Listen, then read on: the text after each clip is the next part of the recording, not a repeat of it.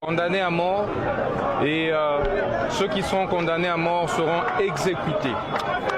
Cela servira de leçon et remettra de l'ordre et de la paix dans notre... En plein cœur de la République démocratique du Congo, une mesure extrême bouleverse le pays, la reprise des exécutions capitales pour juguler la criminalité urbaine. Les Kuluna, ces gangs de jeunes redoutés pour leur violence, sont au centre de cette décision controversée. Alors, pourquoi en est-on arrivé là? Quels en sont les enjeux?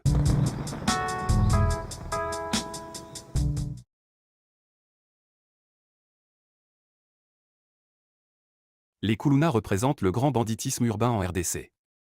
Ces bandes organisées de jeunes, souvent armés de machettes et de couteaux, sèment la terreur dans les rues. Leur objectif? Voler, détruire, et parfois tuer. Ces jeunes justifient leurs actes par le désespoir économique et social, invoquant le chômage et la pauvreté comme cause de leurs actions criminelles. Leur violence est devenue l'incarnation de l'insécurité à Kinshasa et dans d'autres grandes villes du pays. Certains policiers ont été gravement mutilés dans des affrontements avec ces gangs, tandis que des citoyens ordinaires redoutent leur simple passage dans les rues. Ces récits glaçants expliquent pourquoi une grande partie de la population soutient les mesures drastiques prises par le gouvernement. C'est le bilan du nocturne passage des inciviques dits Kuluna dans cet hôpital. Des témoins les ont comptés par dizaines et le médecin directeur ne peut que raconter sa désolation. Quand ils sont arrivés, ils ont mis les médecins, ils ont incarcéré le médecin, ils l'ont déchaussé, ils ont pris tout ce qu'il avait comme argent et tout ce qu'il avait comme habit également. Il ne pouvait pas sortir. Les deux infirmières qui étaient avec lui, des gardes au centre, ils ont été violés au vu des malades. Et moins 14 personnes ont violé des infirmières. Et vous verrez les sangs qui coulent là-bas et toutes les stigmates de violences qui ont été faites à ces jeunes filles qui ne sont pas encore mariées, les infirmières. Alors, c'est ce qu'ils ont pu faire. Ils sont allés au centre, à la réception. Nous avons un poste téléviseur. Ils ont arraché ça. Ils sont entrés dans la pharmacie. Ils ont pris tous les médicaments de première nécessité. Toutes les spécialités. Ils ont saccagé, aucun médicament n'est resté là-bas. Ils sont allés au laboratoire. On ne savait pas comment ils ont pu découvrir que nous avions des microscopes et nous les cachions sous la table dans l'armoire. Ils ont pris les deux microscopes. Ils ont pris un appareil photomètre qui nous sert de faire l'examen de biochimie et d'hémogramme complet. Ils ont pris tous les matériels des laboratoires et ils ont saccagé tous les réactifs. Au-delà du viol, ils avaient aussi volé par une... Il faudrait vraiment installer un commissariat ici à Kibunda. Les jeunes des autres quartiers viennent souvent se battre ici avec nos enfants. Les combats sont une grande souffrance pour nous, les petites vendeuses de rue. On n'arrive pas à vendre nos produits. Même une mamie, ils peuvent l'attaquer, détruire sa table, voler ses affaires et la frapper. On veut un commissariat ici, papa. On veut la paix. Ils détruisent nos commerces, troublent notre tranquillité. Où devons-nous aller? Où pouvons-nous manger alors qu'ils détruisent tout sur leur passage?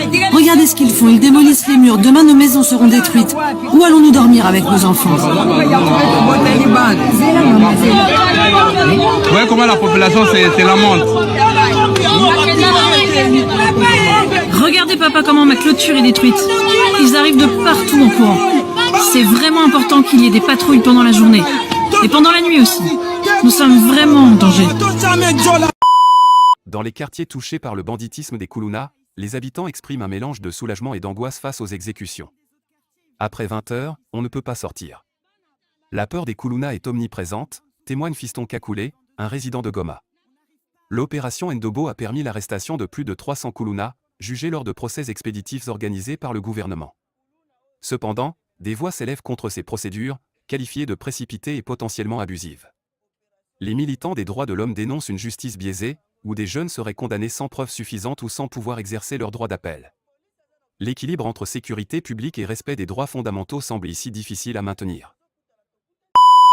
Pour les autorités, la peine de mort est perçue comme une solution ultime pour rétablir l'ordre. Le ministre de la Justice, Constant Moutamba, a réaffirmé la légalité des condamnations et l'importance de leur exécution. Le chef de l'État ne m'a pas nommé pour de la complaisance. C'est pour l'aider réellement, faire respecter les lois de la République. Donc il y a des sanctions sévères qui sont destinées à décourager le banditisme. Donc l'idée pour moi d'ailleurs, c'est d'étendre la peine de mort même à ceux qui détournent les deniers publics. Donc, à l'allure où vont les choses, puisque nous allons certainement, excusez-moi, ça c'est en guillemets, nous allons certainement faire application de l'instruction du magistrat suprême sur la création du parquet financier. Une fois que nous mettons en place les parquets financiers, la réforme que nous allons devoir proposer, c'est de pouvoir insérer la peine de mort comme sanction contre les détourneurs des deniers publics. Et nous assurer que tu as volé un franc de l'État, ben tu sois condamné à mort, que tu sois exécuté. Mais cette décision soulève de nombreuses interrogations. Est-ce une réponse durable ou une stratégie de peur? D'autres insistent sur la nécessité de réformes sociales et économiques profondes. La lutte contre les koulounas doit inclure des solutions à long terme, comme la création d'emplois pour les jeunes, l'accès à l'éducation et la réduction de la pauvreté.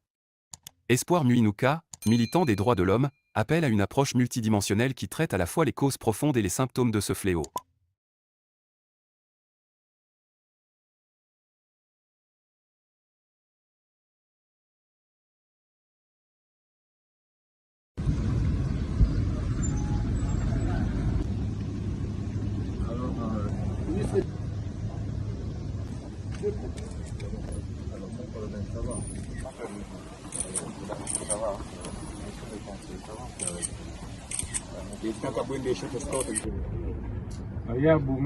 Allez, vous ça la prière, Mbangou, monsieur.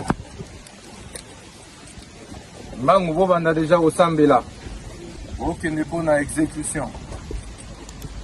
Allez, vous vendez aussi un pardon, Mbangou. Vous un pardon. Vous un bolimbisi, na batonyo so bosala mabe. Maman oyo bo viola. Bazo exécuter peine de mort. Boyeba que bozonga lisuite. Lingi lisusu koyoka bakuluna te. Population elembi passe. Tata mokonzi ya mboka Fachi Beton alingi kimia. Mama première ministre alingi kimia. Na bonde meeting de Pesamela Kibiso en tant que ministre de la Justice pour lutter contre la criminalité urbaine. Boyeba été nautaki ko actualiser circulaire aux ali ko lever moratoire et à peine de mort. Il y a exécution à peine de mort dans mboka na biso. Aux ali kuluna ba condamné yo na peine de mort. Boyeba été ba ko exécuter yo. Soki bakangi yo kuluna batio na disposition ya justice. Yeba été ba ko exécuter yo. Oezali troisième vague ya bakuluna oyo tozotinda na ba prison ya haute sécurité pour être peine de mort ezala exécuté. Tata mama yaya soko zali na mwana oza na leki bobatela ye na ndako mwana kindaka kelasi lelo yo grâce à président de la République enseignement primaire de base ekomi ya ofele nani bamata nanu avion te ozomata avion ya ofele pe avion wana bokomataka yango lisusu te.